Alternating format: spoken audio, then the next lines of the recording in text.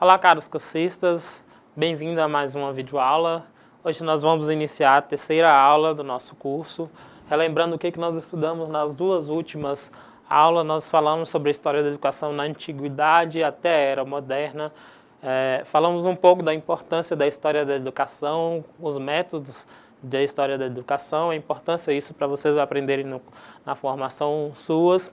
Hoje nós vamos falar um pouco sobre dois grandes séculos, o século XIX e o século XX, e como se deu as transformações na educação nesses dois séculos, na educação mundial e na educação no Brasil. Esses são dois séculos importantes porque eles têm transformações intensas, transformações que nós vivenciamos até hoje.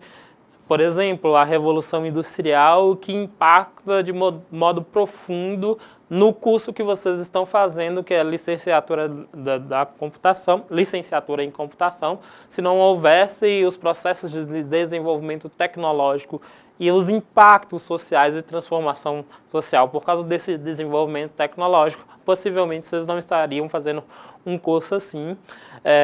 Nós iremos falar também sobre o século XX. Vocês sabem que o primeiro computador foi criado durante o século XX, com o intuito de trazer informações sobre as guerras durante as eras das catástrofes, as duas grandes guerras mundiais.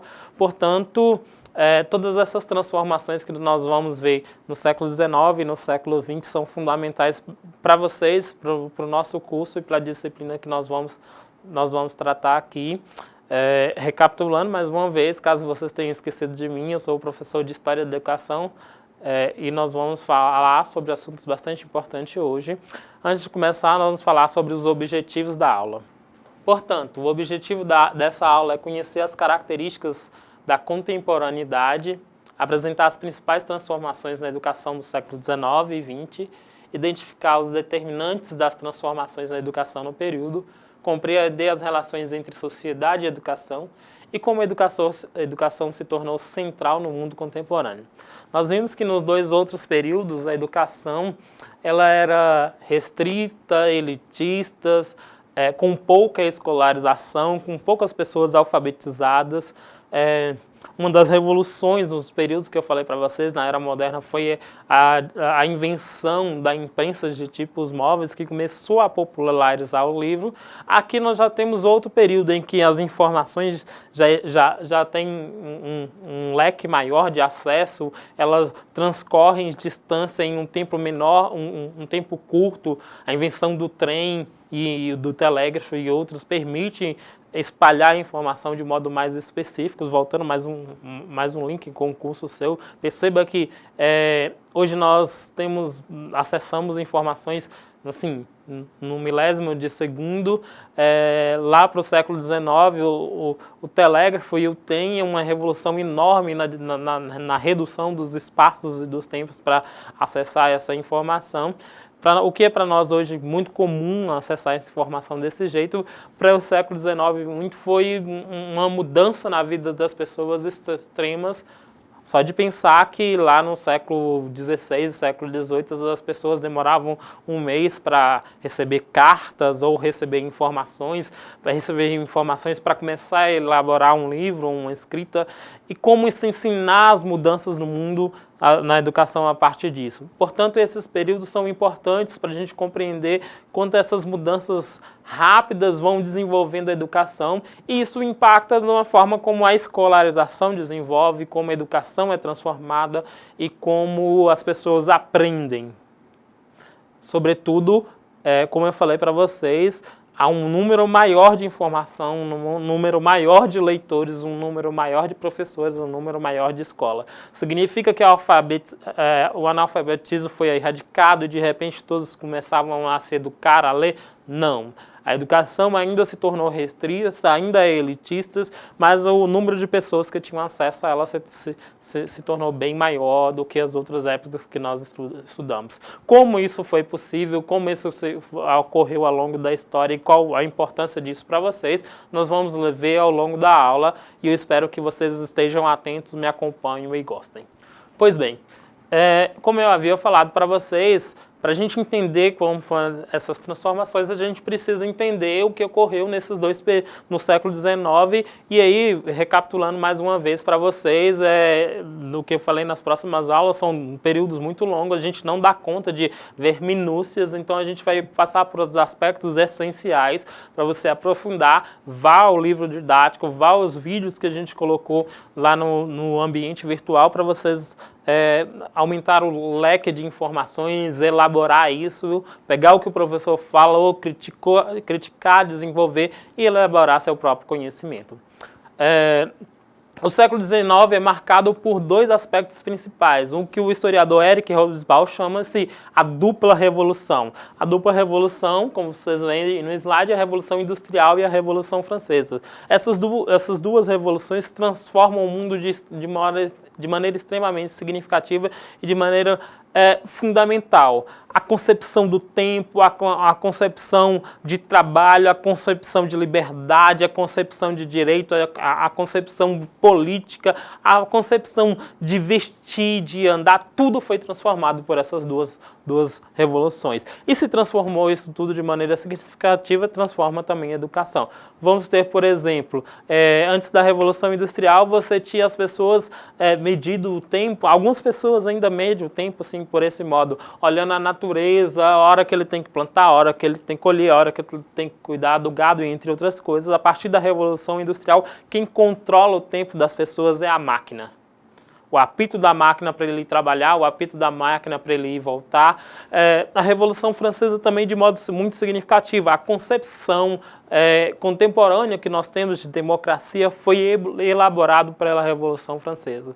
Então, em um aspecto da Revolução Industrial, nós temos uma mudança significativa em aspectos sociais e políticos, e econômicos, sobretudo, e na Revolução Francesa nós temos aspectos de mudanças, sobretudo políticas, mas que têm impactos importantes também. Em que isso influi no Brasil e qual a importância disso, dessa dupla revolução? Ora, essas duplas revoluções, os ideais delas e as formas de operacionalizar elas se espalham pelo mundo, pelo desenvolver do mundo. E, sobretudo, vamos, por exemplo, a Revolução Industrial influenciou o fim da escravidão no Brasil. O que isso tem a ver com educação? Gerou uma massa de sujeitos sem educação, sem letramento, que o Estado tinha que lidar com ele. Como o Estado lidou com essas populações que agora estavam livres, mas eram analfabetas, sem preparo para o mundo que as elites queriam, nós vamos ver a partir da próxima aula, que nós vamos falar sobre a história da educação no Brasil. Portanto, toda a chamada dupla revolução influencia de modo significativo no mundo. Pois bem, se nós criamos agora uma indústria, é preciso preparar as pessoas para trabalhar com esse mundo. Então é criada uma escolarização, o que a gente chama de ensino técnico, um ensino que prepara as pessoas para aprenderem a lidar com a máquina, para aprenderem a vivenciar com a máquina, para aprenderem a apertar os parafusos. Parece banal o que eu estou dizendo, já que nós lidamos com o computador, com o notebook, com o smartphone, hoje em dia, mas as pessoas precisavam aprender.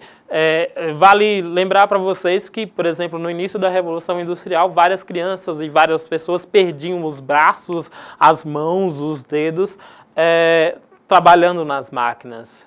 Isso faz parte de um processo de exploração do trabalho, mas existe uma educação que prepara essas pessoas. Aí você deve me perguntar, ora, a educação existiu nesse período só para ensinar as pessoas a trabalharem? Não, existem outras formas de educação, mas assim como a Revolução criou classes sociais, a classe de proprietários, os donos da empresa, os donos do meio de produção, e a classe trabalhadora, aquele que vendia sua força de trabalho, ela também criou dois níveis de educação. Uma mais profunda para aquela pessoa que era o dono da fábrica, das pessoas que iam coordenar, administrar e comandar politicamente e economicamente o mundo. E uma mais básica, uma técnica, com ensinos primordiais para essa educação. Nós vamos voltar a isso daqui a pouco, com mais tempo e mais acuidade. A Revolução Francesa, qual é a importância dela? Ora, a Revolução Francesa expõe espalha pelo mundo os ideais de liberdade, de igualdade, e dentre esses ideais está a concepção e a formação de um novo homem, um homem preparado para ser cidadão, para opinar, para lutar, para conhecer o mundo a partir das suas perspectivas individuais e não coletivas. O homem pensante que interfere na sociedade, que gera a partir da sua vontade, a partir do seu interesse, constrói perspectivas novas. E aí a educação é preciso formar esse novo homem. Todas essas revoluções ocorrem da metade do século XVIII para o século XIX. No século XIX que nós vamos perceber os seus principais impactos, e ela é fundamental. Vale lembrar também que são revoluções chamadas revoluções burguesas. O que são revoluções burguesas? São revoluções criadas para sedimentar, construir o mundo daqueles sujeitos que tinham os meios de produção. As pessoas pobres, as pessoas trabalhadoras, as pessoas escravizadas aí não tinham outras perspectivas de educação. É preciso problematizar isso. A gente precisa falar também, lá no século XIX, no fim do século XIX, de outra coisa muito importante para a educação hoje em dia, que é o imperialismo, as perspectivas imperialistas da educação. O que significa isso? No século XIX, as potências europeias começaram a desenvolver um outro tipo de colonização, dominar a Ásia, a África, e vocês sabem que o domínio não se faz só pela força. O domínio se faz também pelas ideologias e, sobretudo, pela educação. E aí foi criado todo um aparato educativo, um aparato cultural de livros, de informações, que foram criados para ensinar que havia um mundo superior, desenvolvido, intelectualmente aprimorado, e um mundo inferior. Quem era esse mundo inferior? Esse mundo inferior eram os continentes da América, da Ásia e da África, que não pertenciam no mundo eurocêntrico, o mundo europeu. Qual a importância de a gente tratar isso para a educação? Ora, nós fomos formados, o país foi formado sobre a perspectiva dessa educação imperialista. Exemplo disso. Nós estamos falando de história da educação e nós falamos mais de história da Europa do que da história do Brasil. A perspectiva imperialista era aquele que pega todas as informações sobre a Europa, todas as informações sobre a América do Norte e coloca como modelo do que tem que ser aprendido. Então a matemática, a filosofia, a história, a informática, as várias formas de conhecimento que nós aprendemos, é como se eles fossem pegados do mundo europeu e adaptados do Brasil. Qual é o problema disso? O problema é que você cria seres pensando que a única forma de produzir conhecimento, os únicos seres que tinham conhecimento, eram esses seres que vinham da Europa. E toda a verdade reside no pensamento dessas pessoas. Então, o que é isso importante? Por que é isso importante? Nós estamos hoje falando no século XX e no século XXI sobre uma perspectiva de uma educação descolonizadora, dando importância aos pensadores brasileiros, aos pensadores africanos, aos pensadores asiáticos, e como o Brasil e o mundo também têm formas de conhecimento que são importantes para se aprender. Pois bem, entendendo o contexto histórico da primeira parte da nossa aula, que é o século XIX, nós vamos passar adiante.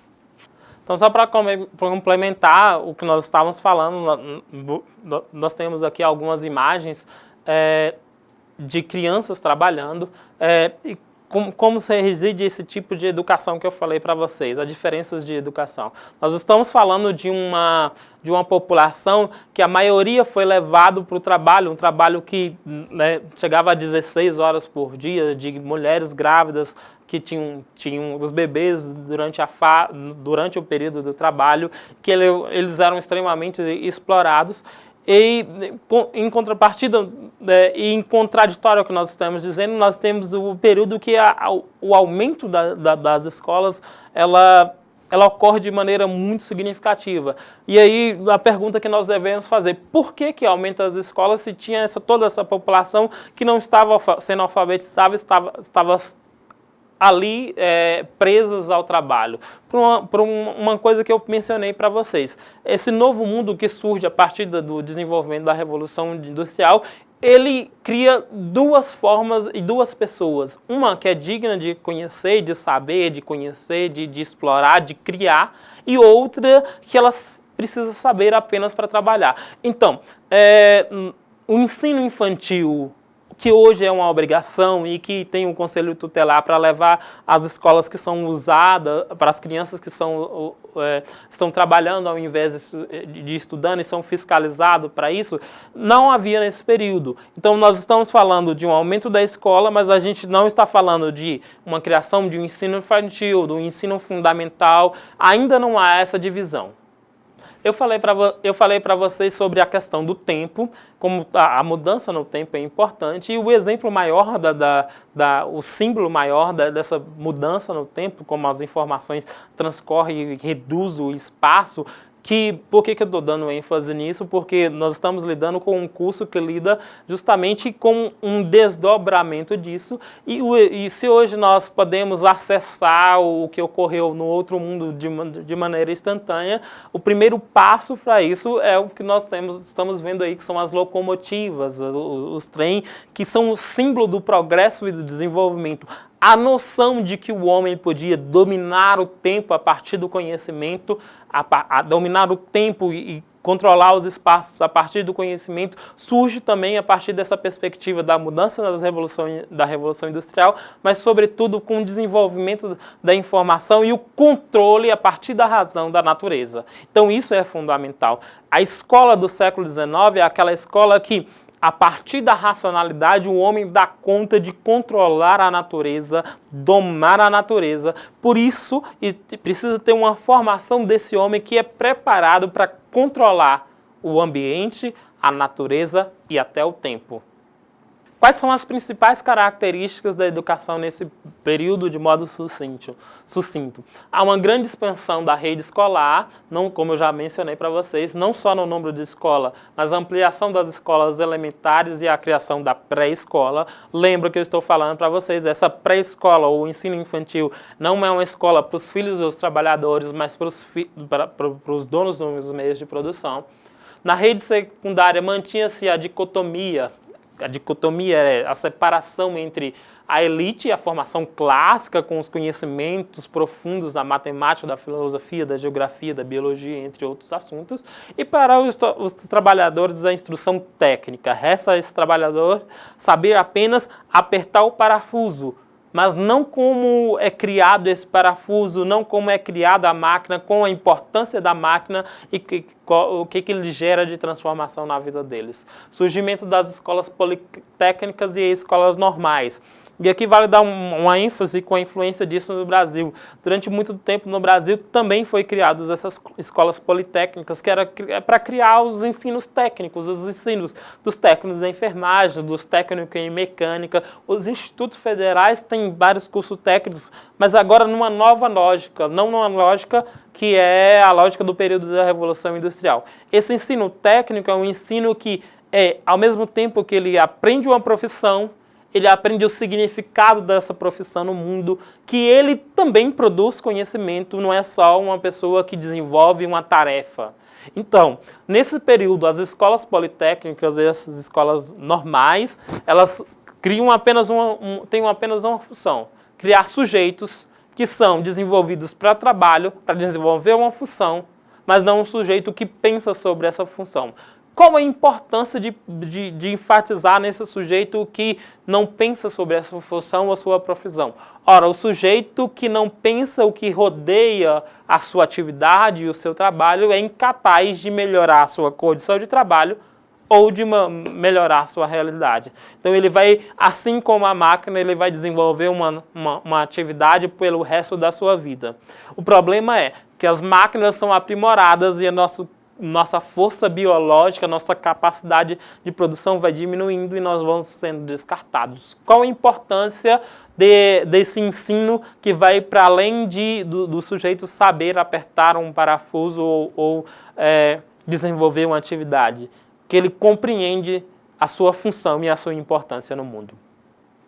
Então, resumindo, O século XIX, com suas características próprias dentro da contemporaneidade, recebeu influências de Pestalozzi, Herbert, foram os três mais importantes pedagogos.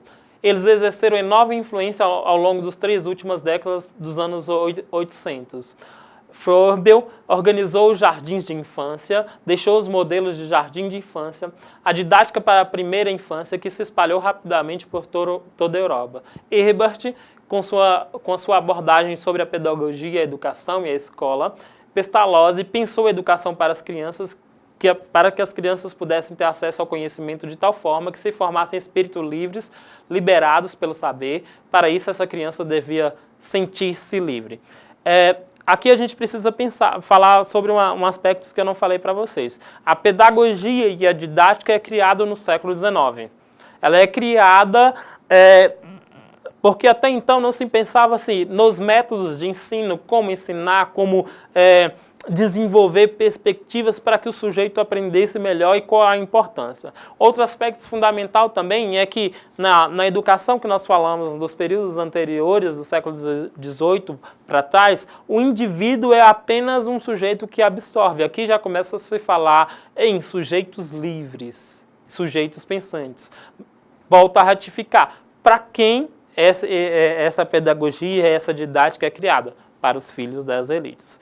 A gente precisa falar também de outro aspecto, que é a pedagogia influenciada pelo positivismo. O que é o positivismo? O positivismo é uma doutrina que influenciou muito o Brasil e que as revoluções que eu mencionei para vocês criou muitas mudanças drásticas, então parecia que o mundo estava em desordem, o mundo estava reordenando, se recriando. Isso gerava uma noção de desordem. O positivismo é a doutrina que repensa as formas dos papéis sociais para recriar a ordem.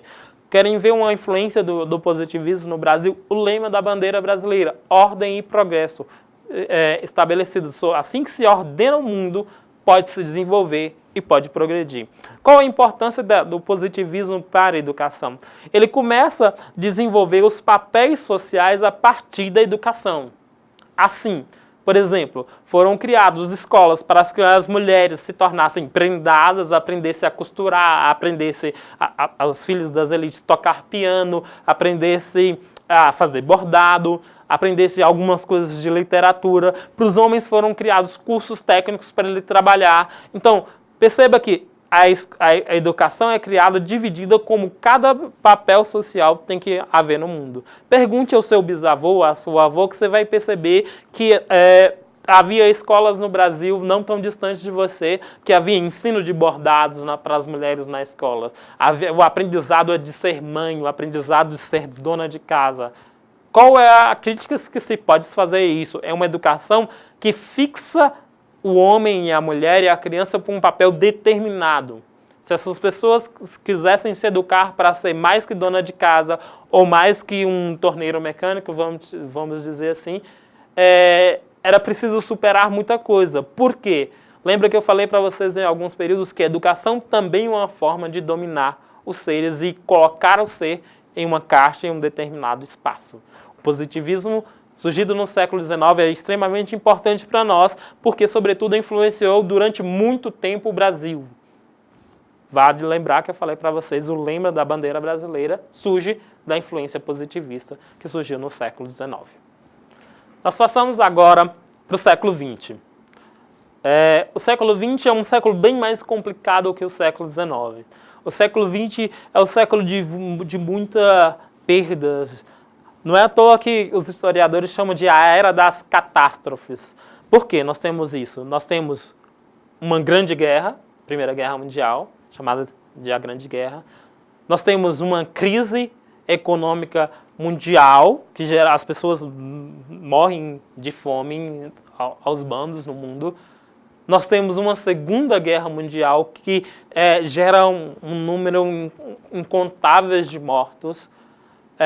Nós temos outra Guerra Fria e nós temos mais crises econômicas. E nós temos, sobretudo, uma coisa muito importante para se tratar na educação, que é a ascensão dos regimes nazistas e fascistas e dos discursos de ódio no mundo. E aí eu vou dar uma ênfase aqui muito importante, que é a ascensão dos discursos de ódio no mundo durante o século XX, ele é popularizado pela educação. A primeira forma de ensinar a odiar é a educação. E a gente tem o pensamento que a educação na contemporaneidade é apenas para ensinar o saber, a liberdade. Não. Durante muito tempo, a educação foi criada para ensinar também a odiar. Por isso a gente tem que estar sempre com os olhos abertos. Por que aprender isso? Por que ensinar isso? Além das mídias, das propagandas, os regimes nazistas, fascistas da Alemanha e Itália, sobretudo, usaram largamente da educação para ensinar que havia seres que precisavam ser exterminados pelo ódio.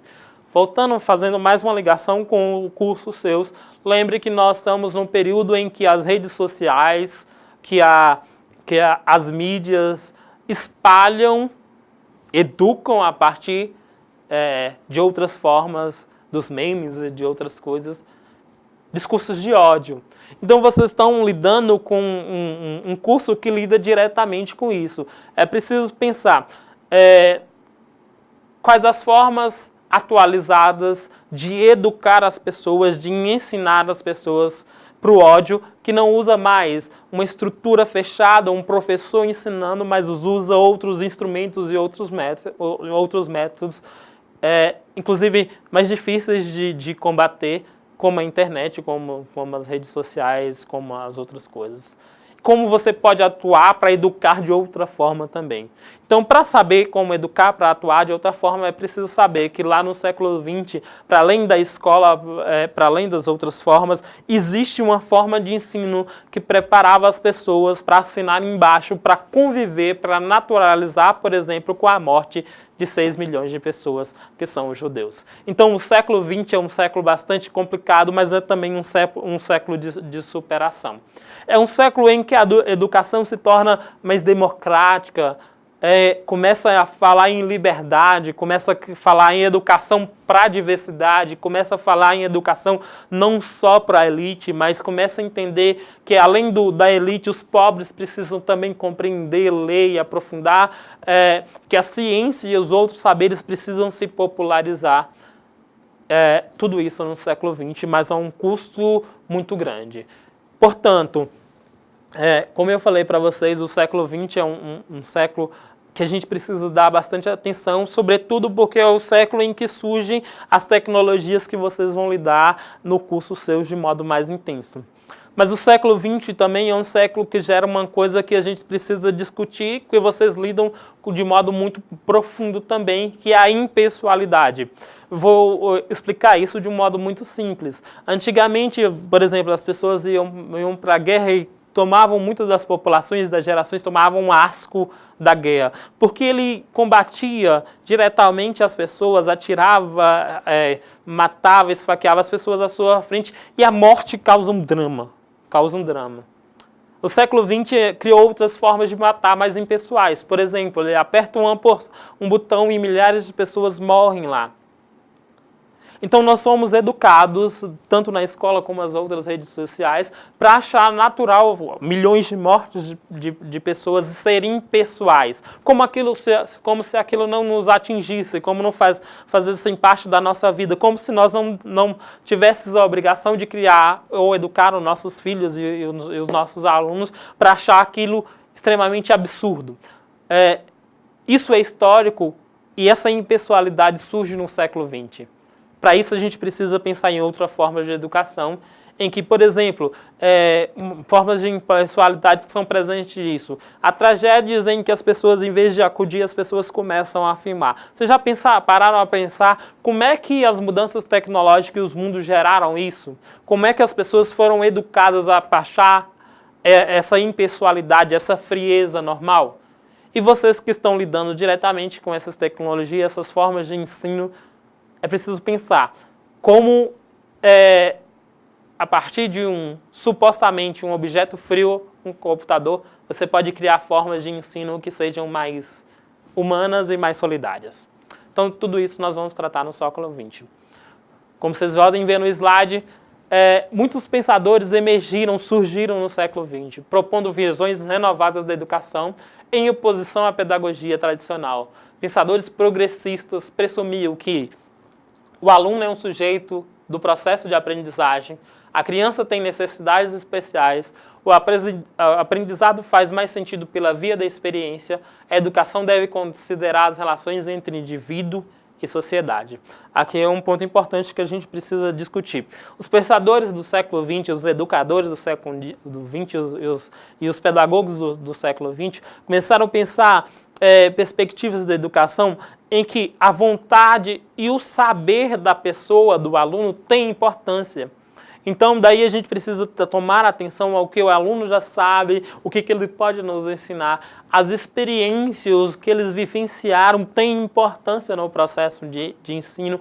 As fases da educação, da criança, do adulto e da adolescência são importantes para o processo de ensino.